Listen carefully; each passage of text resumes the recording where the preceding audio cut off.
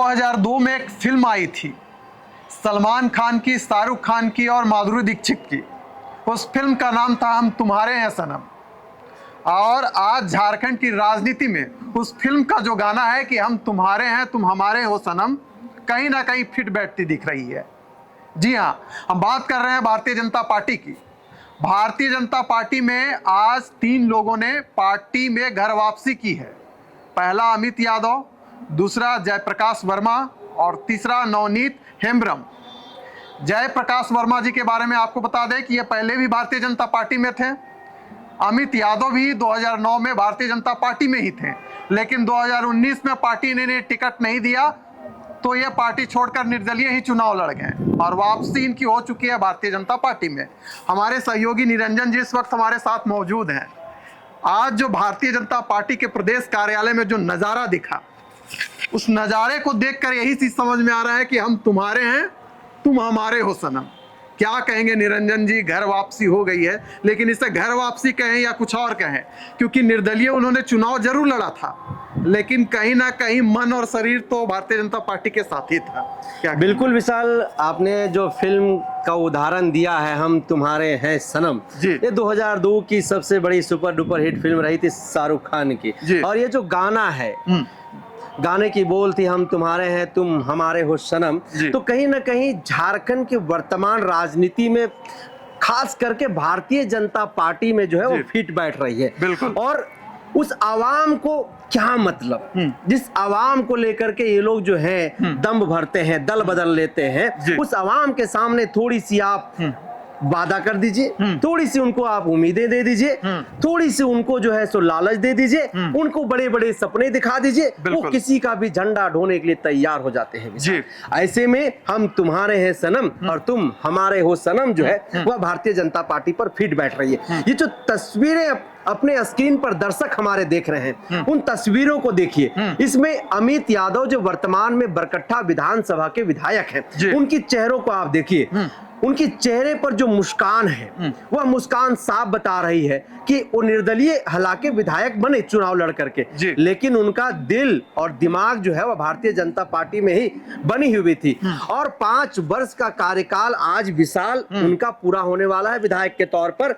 2009 के बाद 2019 में जब वो विधायक बने, तो 2019 के बाद से आप 2024 में हम पहुंच गए हैं। कुछ ही दिनों के बाद झारखंड में विधानसभा का चुनाव होना है, लेकिन 5 वर्ष के कार्यकाल में अमित यादव भाजपा के साथ में ही दिखे, वो भाजपा के ही नीतियों के साथ आगे बढ़े हैं वो।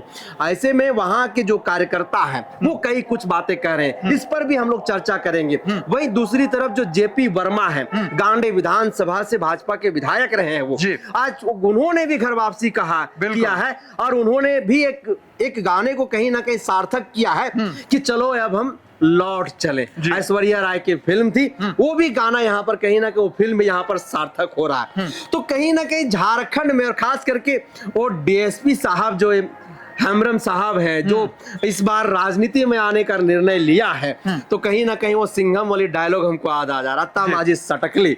तो अत्ता माजी सटकली डायलॉग के साथ जो है विशाल में बताऊं कि उन्होंने झारखंड में कायाकल्प करने का संकल्प लेकर के राजनीति में आया। किस छत के नीचे आया वो अलग बात है, लेकिन झारखंड की जो वर्तमान परिस्थितियां हैं, वर्तमान जो स्थितियां हैं, आदिवासियों की जो दुर्दशा हो रही है, आदिवासियों की जल जंगल जमीन के साथ जिस तरह से खिलवाड़ हो रहा है, अतिक्रमण हो रहा है, उनकी संपदाओं को, उनकी खनिजों को जिस तरीके से लूटा जा रहा है, कहीं ना कहीं डीएसपी रहते हुए जब वो प्रशासनिक सेवा में कार्यरत थे, तो उन्होंने बड़े बारीकी से जमीनी तौर पर उन्होंने उनके हालातों को देखा है। तो कहीं ना कहीं वो डायलॉग उनके दिमाग में आया होगा कि अत्ता माजी सटकले, अब हम चलते हैं राजनीति की ओर। तो तीनों के तीनों पर जो है बॉलीवुड के सिनेमा के कुछ ना कुछ डायलॉग और कोई ना कोई सिनेमा उन पर जो है वो फिट बैठ रहा है। ये सीधे तौर पर आप स्क्रीन पर आप देख सकते हैं, ये हेम्ब्रम साहब की तस्वीर है जिसको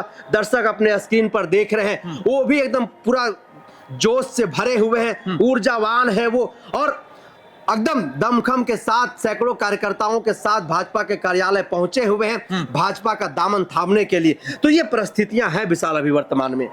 अच्छा, अगर हम राजनीतिक करियर देखें अमित यादव की, 2009 में भारतीय जनता पार्टी ने उन्हें बरकट्ठा टिकट दिया, वो जीतकर सदन में पहुंचे।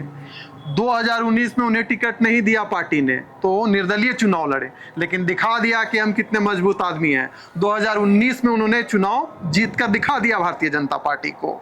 2024 में विधानसभा का चुनाव होना है, तो पुनः भारतीय जनता पार्टी जो अपना पुराना घर था उसमें वापसी कर दिए। अगर हम जयप्रकाश वर्मा की बात करें, 2014 में विधायक बने थे गांडे से, 2019 में उन्होंने चुनाव हार गया, इंडिया गठबंधन में चले गए, वहां से लोकसभा का टिकट उनको नहीं मिला, निर्दलीय लड़े। अब पुनः उनका भारतीय जनता पार्टी में वापसी होना। अगर हम नवनीत हेम्ब्रम की बात करें, डीएसपी साहब थे, 2 बार पाकुड़ में उनका पोस्टिंग रहा था। अब जो सूचना मिल रही है कि पार्टी उन्हें महेशपुर से टिकट दे सकती है, इसी कारण उन्होंने भारतीय जनता पार्टी का दामन थाम लिया है निरंजन जी। लेकिन यहां से एक सवाल भी उठ रहा है कि जिस प्रकार से Bharatiya Janata party import export में लगी हुई है, तोड़फोड़ की राजनीति कर रही है, चंपाई सोरेन, सीता सोरेन, गीता कोड़ा इसका ताजा उदाहरण है। कहीं 2024 विधानसभा चुनाव में ऐसा नहीं ना कि डगमग डगमग रहिया, कुछ नहीं होइया, ये वाला हाल हो जाएगा। बिल्कुल डगमग डगमग रहिया होने वाला है। इस पर भी एक राजनीति फिल्म है, उसमें अजय देवगन का डायलॉग है जी कि कार्यकर्ता हम बनाए, सुबह से शाम तक दर दर की ठोकरें हम खाएं, लोगों की गालियां हम सुने, लोगों की ताने हम सुने, लोगों की गालियां जो है हम सुने, कार्यकर्ता नेता हम बनाए, गांव गांव गली गली नीतियों को हम पहुंचाएं। और ये प्रदेश और केंद्र में बैठे जो नेता हैं वो बाहर से एक्सपोर्ट करके नेता लाएंगे और उनको टिकट दे करके हमारे बीच में भेज देंगे। तो हम इतना मूर्ख हैं, हम इतना बेवकूफ हैं, हमको जो जमीनी के कार्यकर्ता हैं वो कार्यकर्ताओं का ये संदेश है कि क्या हम लोगों को ये लोग बोका समझता है। मतलब हम लोग नेता बनाए, हम लोग कार्यकर्ता बनाए, हम लोग गली गली घूमे, धूप में भी हम घूमे, हम बारिश में भी घूमे, हम ठंडा में भी घूमे, हम मरे, हम शहीद हो, और एक्सपोर्ट करके आप टिकट देकर किसी और को भेज दीजिएगा, ये बर्दाश्त करेंगे। और बड़े बड़े मन से फिर जाकर के ये बोल दीजिएगा कि ये मासूम जनता है, नेताजी इनके लिए कुछ घोषणा कर दीजिए, इनको कुछ वादा कर दीजिए कि हम जीत करके आएंगे तो आपका घर बना देंगे, सरकार की तरफ से कुछ योजनाएं आएंगे तो आपके घर के आंगन तक ला देंगे। ये कार्यकर्ता सुनने के लिए नहीं है। जो कार्यकर्ता 30 वर्षों से 40 वर्षों से भाजपा की झंडा ढो रही है, उन कार्यकर्ताओं में आक्रोश है। और आक्रोश या जो राजनीति फिल्म का जो डायलॉग हमने आपको बताया कि नेता हम पैदा करें और एक्सपोर्ट करके दूसरा नेता को यहाँ पर कोई भेज देगा, उसको जिता करके हम भेजने का काम करेंगे, तो ये भारतीय जनता पार्टी गलती कर रही है। और इस गलती का परिणाम 2024 के विधानसभा के चुनाव में भी इनको देखना पड़ेगा। कार्यकर्ता जो जमीनी तौर पर रेंग रहा है, जो मेहनत कर रहा है, वो उसका साफ कहना है विशाल कि इन्हीं के बीच से किसी न किसी को टिकट दिया जाए, इन्हीं को प्रतिनिधित्व करने का अवसर दिया जाए। अगर झारखंड में भारतीय जनता पार्टी अपना साख बचाना चाहती है, अगर राजनीति जमीन तराश रही है, तभी इनको यहां पर फायदा होगा। अगर एक्सपोर्ट किए हुए नेताओं को अगर टिकट देने का गलती भारतीय जनता पार्टी करती है, चुनाव नजदीक है, दल बदल करने का सिलसिला जो है वो बदस्तूर जारी है, ये जारी ही रहेगा। लेकिन कार्यकर्ताओं की भावनाओं को भी समझना पड़ेगा, उनको भी सम्मान देना पड़ेगा, नहीं तो आपने जो कहा कि रैयत हैया वो बिल्कुल होने वाला है साहब। अच्छा, अगर जो भारतीय जनता पार्टी के थिंक टैंक हैं उनकी अगर बात करें तो कोल्हान क्षेत्र से 2019 में हमने देखा कि 14 विधानसभा क्षेत्र हैं, भारतीय जनता पार्टी एक भी सीट नहीं ला पाई थी। लेकिन चंपाई सोरेन के शामिल हो जाने से, गीता कोड़ा के शामिल हो जाने से जो थिंक टैंक है भारतीय जनता पार्टी का, वह यही आंक रही है कि कोल्हान हमारा मजबूत हो गया है। और जो उत्तरी छोटा नागपुर प्रमंडल है, जयप्रकाश वर्मा के आ जाने से, अमित यादव के घर वापसी हो जाने से, ये जो हमारा क्षेत्र है मजबूत हो जा रहा है। यानी 2024 का जो विधानसभा चुनाव होने जा रहा है, फिर से हमारा डंका बजेगा। इस प्रकार की जो बातें हैं भारतीय जनता पार्टी के जो थिंक टैंक है कर रहे हैं। लेकिन निरंजन जी, क्या वाकई आपको लगता है कि चंपाई सोरेन का कोल्हान में एंट्री हो जाने से, अमित यादव, जयप्रकाश वर्मा के आ जाने से, या जो अन्य जो अभी आने के फिराक में है, या जिस प्रकार से भारतीय जनता पार्टी लगातार मिशन में लगी हुई है कि जो पुराने कार्यकर्ता हैं पार्टी को छोड़ चुके थे, उन्हें बुलाया जाए और 2024 का चुनाव है बड़ी आसानी से जीत लिया जाए। लेकिन क्या लगता है, अगर हम प्रैक्टिकली बात करें, तो क्या वाकई में दम है भारतीय जनता पार्टी के अंदर कि 2024 विधानसभा चुनाव हेमंत सोरेन के हाथों से आसानी से खींच ले? लगता है ऐसा क्या? कुछ सर्वे या राजनीतिक पंडित जो हैं उनका विश्लेषण ऐसा कुछ कह रहा है क्या मौजूदा समय में? 7 मुख्यमंत्री हैं जी। भारतीय जनता पार्टी में विशाल। सबसे पहले तो 7 मुख्यमंत्री को सिमटना पड़ेगा एक बंद मुट्ठी में। वो तो सिमटने वाले हैं नहीं जी। राजनीतिक पंडितों की हम बात करें जी। अगर उनकी बात को हम सुने तो स्पष्ट तौर पर कहना है कि लोकसभा के चुनाव में भारतीय जनता पार्टी ने खमियाजा भुगत चुका है। जी। उन्होंने मधु कोड़ा की पत्नी जो कांग्रेस की एकमात्र सांसद झारखंड से थी, गीता कोड़ा को उन्होंने शामिल कराया। जी। सीता सोरेन जो झामुमो परिवार की बड़ी बहू रही है, उनको भी उन्होंने लेकर के गया। इसी के लिए हम जो है सो संथाल में जो है मजबूत हो जाएंगे, कोल्हान में मजबूत हो जाएंगे। तो ठीक वही परिकल्पना जो है विधानसभा चुनाव से पहले भाजपा देख रही है। ऐसे में कोल्हान के लोगों की हम बात करें, वहां के जमीनी कार्यकर्ताओं की हम बात करें तो कहते हैं कि यहां पर एक ही टाइगर है, वह टाइगर हेमंत सोरेन है। हम लोग हेमंत सोरेन को जानते हैं। हेमंत सोरेन झामुमो के बदौलत जो है चंपाई सोरेन की पहचान है, ये जमीनी कार्यकर्ताओं का कहना है। हम जो बातचीत कर रहे हैं, लोगों से कनेक्ट होने की कोशिश कर रहे हैं, लगातार घूम रहे हैं, तो ये बातें जो है वहां से निकल करके छन करके आ रही है। और जो शाह मात का जो खेल भाजपा में अंदर खाने ही चल रहा है, आखिर उसको कैसे भारतीय जनता पाटेगी, ये भारतीय जनता पार्टी में ही जो है चिंता का विषय और सबब का विषय बना हुआ है। ऐसे में जो थिंक टैंक भाजपा के हैं, उस थिंक टैंक के ऊपर एक बहुत बड़ी चुनौती है। उनके सामने एक बहुत बड़ी लड़ाई है। और खास करके वर्तमान समय में अगर झारखंड के गांव-गांव में जाइए, आदिवासी समुदाय के बीच में जाइए, मूलवासी समुदाय के बीच में जाइए, भारतीय जनता पार्टी के कार्यकर्ताओं के बीच में जाइए, जिस तरह से हेमंत सोरेन मुख्यमंत्री मैया सम्मान योजना लेकर के आए हैं, 1,000 रुपया सभी महिलाओं के खाते में भेजे। 45 लाख महिलाओं की अब मैं बात कर रहा हूं।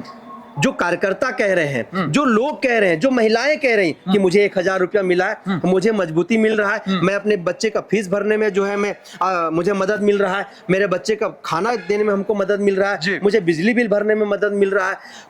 और दूसरी किस्त जब हेमंत सोरेन ने लोगों के खाते में डाल दिया तो हेमंत सोरेन के पक्ष में बोलने वाली महिलाओं की तादाद, जो कहा जाता है कि अगर आपको सत्ता की कुर्सी तक पहुंचना है तो आपको आधी आबादी को सिमटना होगा, आधी आबादी को आपको अपने साथ लेकर के चलना होगा। और जो देवी स्वरूपा, जिसको सरस्वती के रूप में हम लोग पूछते हैं, माँ दुर्गा के रूप में पूछते हैं, माँ लक्ष्मी के रूप में पूछते हैं, ऐसी तमाम रूप में जिन महिलाओं को हम लोग पूछते हैं, वह महिलाएं आज हेमंत सोरेन के साथ खड़ी हैं, उनके पीछे उनको आशीर्वाद देने के लिए खड़ी, उनके माथे पर उनका हाथ है महिलाओं का। ऐसे में हेमंत सोरेन के हाथ से सत्ता छीनना खास वर्तमान समय में भारतीय जनता पार्टी के लिए दांतों चले चना चबाने जैसा है। और ऐसा कोई थिंक टैंक भाजपा में खास करके झारखंड में दिखाई नहीं दे रहा है। हम लोग ग्रास रूट में जा रहे हैं, हम लोग जीरो लेवल में जा रहे हैं, लोगों से बातचीत कर रहे हैं, लोगों से संबंध स्थापित कर रहे हैं, जानने की कोशिश कर रहे हैं, प्रयास कर रहे हैं कि क्या मिजाज है लोगों का। तो वो लोग बता रहे हैं कि हेमंत सोरेन की कुछ योजनाएं, अभी जो उन्होंने बिजली बिल माफ कर दिया लोगों का, कृषि ऋण माफ करवा दिया है, तो ये सभी योजनाओं से सीधा आखिरी पंक्ति के जो लोग हैं उनको ये फायदा पहुंच रहा है। अच्छा निरंजन जी, अगर 2019 में हेमंत सोरेन की सरकार झारखंड में बनी, कई उपचुनाव हुए, हम लोगों ने देखा, अगर हम मांडर की बात करें, बेरमो की बात करें, गांडे की बात कर ले, तो गठबंधन खिल कर आई और दिखा दी कि उपचुनाव में भैया हम लोग जीत लिए हैं। यही नजारा विधानसभा चुनाव में देखने को मिलेगा। केवल जो रामगढ़ सीट की अगर बात करें तो वहां एनडीए लीड भी सुनीता चौधरी विधायक के रूप में आई। 2024 में विधानसभा का चुनाव होने जा रहा है। अगर हम आंकड़ों की बात करें तो कहीं ना कहीं हेमंत सोरेन जिस प्रकार से मैया योजना लाए हैं या जो अन्य जितने भी योजनाएं ला रहे हैं जो जनहित में है, कहीं ना कहीं तो नुकसान करेगा है। और जनता यह कह भी रही है कि हेमंत सोरेन के साथ हम खड़े हैं, क्योंकि आप कई विधानसभा क्षेत्र घूम चुके हैं, वहां का नजारा क्या दिख रहा था, लोगों में क्या क्या मंतव्य क्या है। क्योंकि सबसे चर्चित, आप जो सर्वे कर आए थे उसमें आप ही ने कहा कि सबसे चर्चित मुख्यमंत्री के रूप में हेमंत सोरेन बने हुए हैं।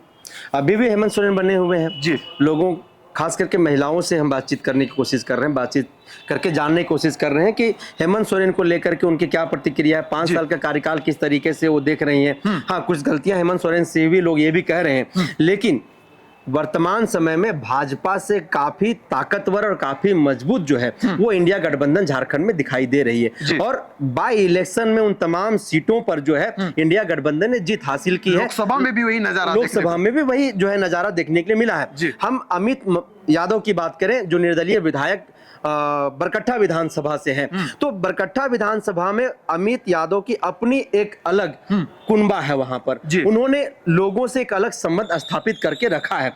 हम बरकट्ठा विधानसभा में आते जाते रहते हैं, घर जो है मेरा बगल में ही है, तो कहीं ना कहीं जब हम जाते हैं लोगों से मिलना जुलना होता है तो लोग कहते हैं कि यहाँ पर जो है अमित यादव को अगर भारतीय जनता पार्टी टिकट नहीं भी देती है तब भी भारतीय जनता पार्टी जो है वहां पर जीत हासिल नहीं कर पाएगी। अगर अमित यादव फिर से टिकट लेकर के आते हैं, जैसा कि वहां के लोगों का कहना है, जमीनी लोगों का कहना है, तो अमित महतो फिर से जो है वहां पर जीत हासिल कर सकते हैं। लेकिन जानकी प्रसाद यादव जिन्हें 2019 में भारतीय जनता पार्टी ने टिकट देकर के चुनाव लड़ाया, जो हार गए थे, ऐसे में अमित यादव फिर से घर वापसी किए हैं, भारतीय जनता पार्टी में शामिल हुए हैं। तो कुछ कार्यकर्ता जो दर दर की ठोकरें खा रहे हैं, जो जमीन पर काम कर रहे हैं, जो उम्मीद लेकर के खड़े हैं, कहीं ना कहीं उनमें आक्रोश है, है, वो नाराज दिखाई दे रहे हैं। और दूसरी बात कि जो 2024 का विधानसभा का चुनाव झारखंड में होने वाला है और 2019 के विधानसभा के चुनाव में जो वर्तमान परिस्थितियां दिखाई दे रही हैं, लोगों से बातचीत करने के बाद तो लोग कह रहे हैं कि भाजपा के पास वैसे मुद्दे नहीं हैं जिस मुद्दों के साथ वो नैरेटिव गढ़ने की कोशिश कर रही है, जो नैरेटिव बिल्ड करने की कोशिश कर रही है, वो नैरेटिव नहीं हो सकता है। संथाल का मुद्दा नैरेटिव नहीं हो सकता है, बांग्लादेश घुसपैठ जो नैरेटिव नहीं हो सकता है। आप नैरेटिव किसी मुद्दे पर आइए, आप केवल संथाल के बदौलत जो पूरे झारखंड में उस नैरेटिव को आप बिल्ड नहीं कर सकते हैं। आप जैसे लोकसभा के चुनाव में नैरेटिव बिल्ड करने की कोशिश किया तो आप उसमें केंद्र में सफल हो गए, लेकिन राज्य की जो राजनीति है, राज्य की राजनीति में आपने ऐसी कोई नैरेटिव गढ़ने की कोशिश नहीं किया। ना ही हेमंत के खिलाफ आपने कोई ऐसी नैरेटिव लेकर के आया जो लोगों की भावनाओं को टच कर सके, जो लोगों से कनेक्ट हो सके। आप उत्तरी छोटा नागपुर में संथाल से कनेक्ट ही नहीं कर सकते हैं, बिल्कुल। आप दक्षिणी छोटा नागपुर में कनेक्ट नहीं कर सकते हैं, तो केवल संथाल के भरोसे आप इधर तो चुनाव नहीं जीत सकते हैं। और आप चंपई सोरेन को, आप जो 14 विधानसभा सीटों को आप प्रबल दावेदार मान रहे हैं कि 14 विधानसभा सीट हम जीत करके आ जाएंगे, 2019 में आपका क्या हश्र हुआ है ये तो आपने देखा ही है। और खुद वर्तमान में चंपई सोरेन को साख बचाने की जो है नौबत आ गई, जैसा कि लोगों का कहना है कि चंपई सोरेन भी जीतेंगे या नहीं जीतेंगे ये भविष्य के गर्भ में है। लेकिन जो वर्तमान परिस्थितियां हैं, जिस तरीके से दल बदल का सिलसिला जारी है लोगों का, झामुमो से भाजपा में, भाजपा से झामुमो में, झामुमो से कांग्रेस में, भाजपा से कांग्रेस में, आसू से कांग्रेस में, ये चुनाव नजदीक आते ही ये जो है सिलसिला लगातार कहीं ना कहीं प्रत्येक विधानसभा का हो या लोकसभा का चुनाव वह बढ़ जाता है। और लेकिन झारखंड में वर्तमान समय में अगर हम बात करें, जो लोगों से बातचीत करने के बाद पता चलता है, तो हेमंत सोरेन जो है वो काफी मजबूत दिखाई दे रहे हैं। चलिए, तो 14 सितंबर दिन शनिवार, आज का जो दिन था भारतीय जनता पार्टी के लिए बेहद बड़ा दिन था, क्योंकि आज अमित यादव, जयप्रकाश वर्मा जी और साथ ही साथ नवनीत हेम्ब्रम ने भारतीय जनता पार्टी का दामन थाम लिया, या यूं कह ले कि उनकी घर वापसी हो चुकी है। घर वापसी तो हो चुकी है, लेकिन अब यह देखने वाली बात होगी, क्योंकि विधानसभा का चुनाव है, कितना प्रभावशाली ये साबित होते हैं। आज की जो चर्चा है इसे हम यहीं समाप्त करते हैं। दीजिए हमें इजाजत।